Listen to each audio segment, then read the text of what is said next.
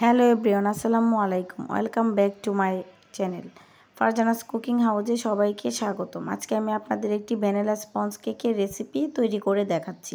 এখানে আমি একটি বাটি নিয়ে নিয়েছি। বাটিতে দিয়ে দিচ্ছি 2টা ডিম। ডিমগুলোকে আমি একটা ইলেকট্রিক বিটারের সাহায্যে ভালোভাবে বিট করে নেব। এই যে আমি ইলেকট্রিক বিটারটা একবারে স্লো মোডে দিয়ে আস্তে আস্তে করে বিট করে নিচ্ছি। ডিমের ফোমটা যতক্ষণ পর্যন্ত কালারটা চেঞ্জ না হবে তখন বিট করে নিতে হবে। এই যে আমি এখানে দিয়ে দিচ্ছি 1 কাপ পরিমাণ চিনি। চিনিটা আমি আস্তে আস্তে দিব আর আস্তে আস্তে বিট করব, কয়েকবারে মেশাবো।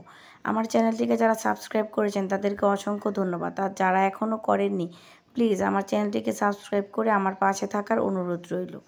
আর আমার ভিডিওটি না টেনে পুরোপুরি দেখবেন, আশা করি আপনারা উপকৃত হবেন। এখানে আমি অল্প অল্প করে বিট করে নিচ্ছি, আস্তে আস্তে করে বিট করে নিতে হবে। বিট করে নিচ্ছি, আবারও একটু চিনি দিয়ে দেব। আমি এই চিনিটা 3 বারে মিশিয়েছি, আপনারাও চাইবেন আস্তে আস্তে মিশাতে পারলে ভালো হয়। এই যে আমি ভালোভাবে বিট করে নিচ্ছি। এই যে ফোমের ঘনত্বটা এরকম হয়েছে। এখন দিয়ে দেব এখানে 1 কাপ পরিমাণ ময়দা। আমি এখানে দিয়ে দিচ্ছি 1 চিমটি লেবুর রস। ভ্যানিলা এসেন্স না থাকলে লেবুর রসটা দিলেও হবে। দিয়ে আমি আবারও ভালোভাবে বিট করে নিচ্ছি।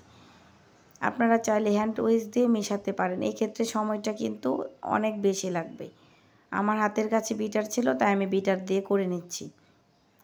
এখন দিয়ে দিচ্ছি 1 কাপ পরিমাণ তেল। তেল দিয়ে আমি একটা বিটারের কাঁটার সাহায্যে আস্তে আস্তে মিশিয়ে নিচ্ছি। এই ক্ষেত্রে কিন্তু আর বিট করা যাবে না, বিট করলে ডিমের ফোমটা বসে যাবে। এখানে আমি দিয়ে দিচ্ছি 1 কাপ পরিমাণ ময়দা, 1 টেবিল চামচ পরিমাণ বেকিং পাউডার আর 1 চিমটি লবণ দিয়ে এটাকে আমি একটা ছাঁকনির সাহায্যে ভালোভাবে চেলে নিয়েছি। নিয়ে এখন আমি এটাকে ভালোভাবে মিশিয়ে নিচ্ছি, যাতে করে এটার ভিতরে কোনো লাম্পস বা দলা না থাকে। অল্প অল্প করে মিশাতে হবে। আমি এই ময়দাটা 2 বারে মিশিয়ে নিচ্ছি। এই কাজটা কিন্তু আস্তে আস্তে করতে হবে, বেশি তাড়াহুড়া করা যাবে না। এই যে ব্যাটারের ঘনত্বটা ঠিক এরকম হবে। দিয়ে এখন আমি একটা মোল্ড নিয়ে নিচ্ছি। এটা 1 পাউন্ডের একটা মোল্ড নিয়েছি।